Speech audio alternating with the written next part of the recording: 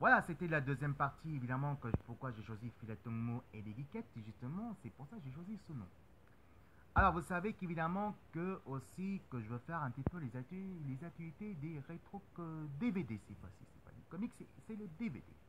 C'est-à-dire qu'ils ne sont pas les moins s'acheter, évidemment, et ben, il faut s'acheter dans les magasins spécialisés d'occasion et aussi dans les brocants, dans les greniers. Dire qu'évidemment, ça coûte pas bien cher. Un DVD, vous pouvez très bien acheter, vous pouvez très bien à 6 euros trouver dans un magasin et aller dans les bons comptes, évidemment. C'est pour ça que je vous donne un conseil, parce que moi je vais souvent au magasin d'occasion et c'est pour faire largement des économies. Vous voyez ce que je veux dire, hein, parce que les DVD, les jeux vidéo qui coûtent, les DVD presque au moins allez, 50 euros et le jeu vidéo à 75 euros, il ne faut pas abuser quand même, hein, il faut pas déconner un petit peu. C'est pour ça qu'en tant que bénévole, je défends aussi ceux qui se prennent les moyens. Et moi, je suis plus côté d'occasion que marchand. Et oui, c'est comme ça. Voilà. Tac, tac, balaboum, c'est comme ça. Voilà. N'est-ce pas, comme on dit, nos chers bébés. Tac, tac, balaboum, c'est comme ça, je fais comme ça. Et puis voilà, et puis tac, balaboum, c'est comme ça. Alors, vous connaissez plus côté de Takabalaboum, notre bébé, notre cœur, notre acteur préféré qui nous rechauffe vraiment dans nos cœurs. Et moi, je suis fan de Bébel et il est vraiment dans mon cœur aussi. Vous savez-vous aussi qu'il y avait un manga qui fait imprêter le personnage de Bébel, justement, c'est bien sûr Cobra. Cobra, en tout cas, c'est un manga qui a été créé vers le début des années 80 et en plus qui est arrivé chez nous en 85 en série animée.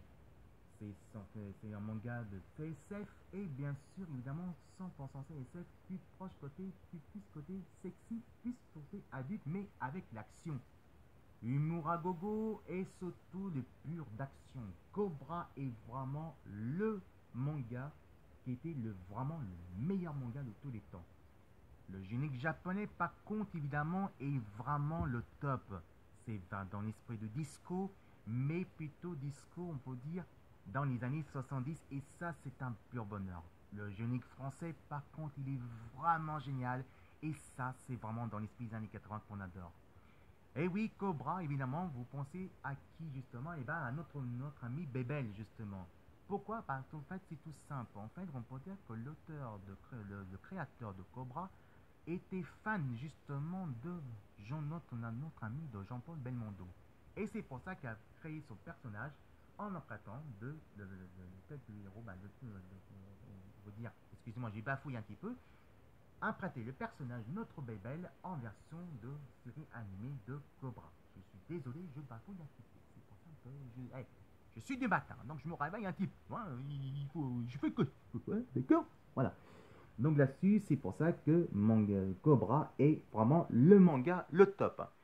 On va aussi évidemment parler des super-héros. Et oui, à part les mangas aussi, il y a aussi un petit peu des super-héros. Et pas n'importe laquelle, on va parler... Oula. Excusez-moi, parce que je sens qu'il y a un DVD qui va tomber. Allez, couché, pas bouger toi. Voilà, donc il y a aussi un DVD qui évidemment, quand même pas n'importe laquelle, on va parler pas Superman des années 90, mais plutôt Superman de la début création de 1938 et dessin animé en 1946. Il y a 3 volumes dedans en coffret, vous pouvez très bien acheter dans un magasin spécialisé et vous pouvez acheter en 3 volumes en coffret. Le dessin animé est plutôt respectif évidemment des premières créations de Action Comics en 1938 par DC Comics. C'est le tout premier cartoon qui a été arrivé évidemment en 1946 et juste après la Deuxième Guerre mondiale de 1939 à 1945. Le dessin animé est plutôt plus proche côté des comics, mais en série animée. Il est vraiment très fun, les enfants vont s'adorer, mais évidemment, nous, on chope tous les soirs à l'époque. Qu'est-ce qu'il y a dans le ciel? Un avion? Un locomotive? Un train? Mais non! C'est Superman! Et ben voilà, ça c'était le vrai générique qu'on attendait. Et il dit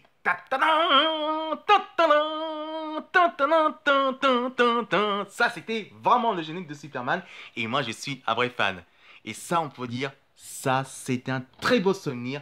Et j'espère que nos grands-parents aient dit ah oui, ça je me rappelle. Enfin un qui nous dit ça c'est le dessin animé. Et c'est le dessin animé. Le dessin, il est super bien fait. Et aussi, les acteurs, franchement, c'est retouché, mais c'est pur de bonheur à la fois. Ta-ta-dan, ta-ta-dan. Voici Superman de 1946. Et ça, c'est pour vous.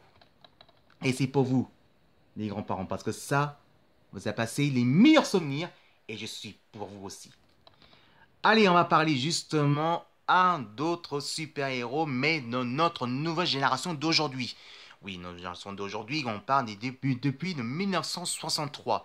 Vous savez, X-Men a été créé vers le début des années 60, c'est-à-dire arrivé vers les années 61, mais on peut dire 63, Iron Man 63, mais les X-Men, le tout premier école, c'était en 1963, en même temps que Iron Man. Mais vous savez qu'aussi qu'il y avait la nouvelle génération, évidemment, à propos de ça. La nouvelle génération qu'on va parler justement, c'est le Wolverine et les X-Men en DVD. Ils passent tous les jours sur la chaîne, notre chaîne préférée des super-héros de Toonami. Ils passent à 17h45 évidemment, on peut dire à 18h15 et donc cette fois-ci en DVD. Alors en dessin animé c'est bien, mais en DVD c'est contraire. Le problème, c'est pas que c'est la fautive du marché, c'est le fautif de doublage. Ce DVD, évidemment, le coffret qui a 4 volumes, est mal enregistré et ça a changé tout le nom des acteurs de DVD à chaque fois qu'on regarde la série. Là, je vais imiter les X-Men avec votre Wolverine. On va trouver la bande et les X-Men. Ça veut dire quoi, ça? Tu prends ton pied. Attends, Wolverine. Tu prends ton pied pour dire des X-Men? Et franchement, et même le professeur Xavier dans le DVD. Quand je voyais, je ne m'imaginais pas, c'est le plus grand de cauchemars. Mais c'est quoi qu'il nous fait là-dessus, là? En dessin animé, en télévision, c'est pas comme ça qu'il faut faire, là. Pourquoi c'est bien... Alors, je comprends pas pourquoi les versions françaises en télévision, c'était bien enregistré, et qu'on achète un DVD, c'est de la merde. Mais respectez la télévision, quand même. Enregistrez le même, mais mettez le même enregistrement à la télévision, pas les trucs du Gugus. Le plus grand cauchemar imaginé qu'on n'a jamais vu. Ça veut dire quoi, ça? Alors, c'est clair que c'était jusqu'au 3e saison. Mais c'est plutôt le 4e volume qui était plus proche de la télévision. Et ça, je trouve que c'était dommage. Le dessin animé est bien, mais par contre, c'était mal enregistré. Et c'est la bande, évidemment, c'est l'enregistrement qu'ils n'ont pas pu mettre comme ça. Donc, ils ont retouché la série. Mais par contre, ils ont gardé, on va foutre la merde de première saison, 2e saison. Mais la 3e, on commence à arriver à bien. Et 4e, bon, c'est le top, quoi. Voilà, c'est à propos de ça. Donc, si vous êtes fan de Wolverine et les X-Men, allez-y, foncez. Mais par contre, attention au doublage français, il faut pas faire attention. Parce que le doublage français, c'est vrai que c'est mal doublé, c'est mal enregistré. Mais vous pourrez retrouver la 4e saison comme avant à la télévision. Donc, évidemment, achetez. Mais par contre, si vous n'avez pas acheté DVD, oh, c'est vrai que le doublage, c'est la merde, hein, ils ont fait n'importe quoi. Et vous suivez évidemment les Wolverine et les X-Men tous les jours à 18h15, à 17h45, oui, à 18h15 sur notre chaîne préférée, Toonami. Toonami, vous comprenez que j'ai en train de vous dire le DVD, hein. C'est pas pareil, hein. Je pense que vous comprenez parce que ça, le DVD, je suis désolé, moi je préfère vraiment la télévision et franchement, je suis votre plus grand fan et continuez comme ça parce que on a vraiment besoin de la chaîne des super-héros. Mais vous comprenez que le DVD, par contre, hein, vous êtes d'accord avec moi, hein, voilà. Et puis on va finir, pour l'instant on va finir avec les films.